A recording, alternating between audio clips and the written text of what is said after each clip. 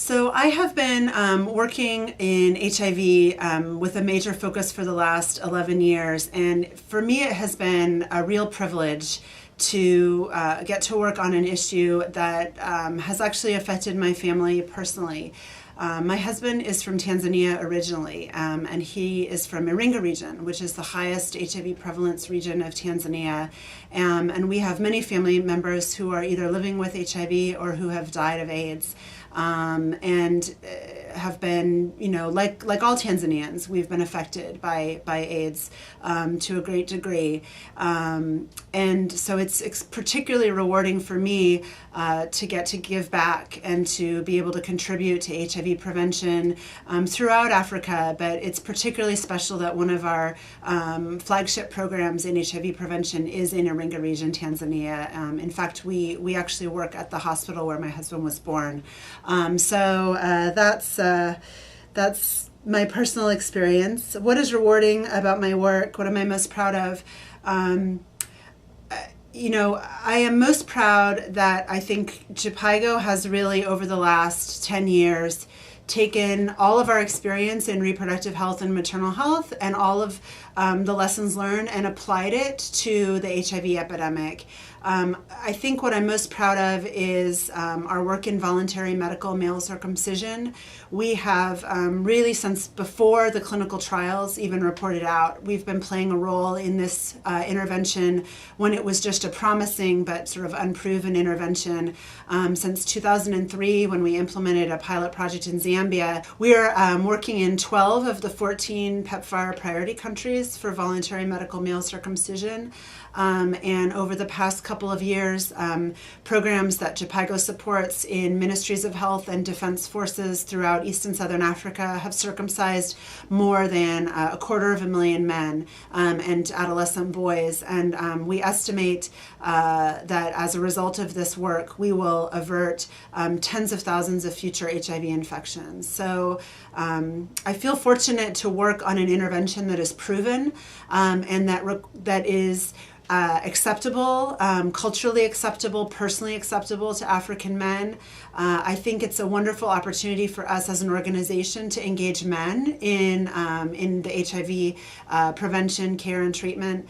And I wake up every day just feeling fortunate that I work with great people on a proven intervention that is going to bend the epidemic curve downwards. And I really do believe that we are at the end of the worst of this epidemic. We are entering into a new phase.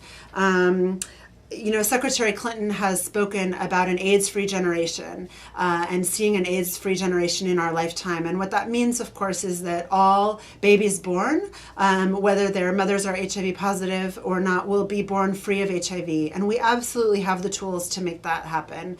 And then, of course, for adolescents and young adults entering their sexual life, they need to stay HIV negative and free of the virus. And we have the tools to make that happen. And then finally, people who are already living with the virus will need to be able to access antiretroviral therapy and other care in a timely way before they become sick, before they develop AIDS.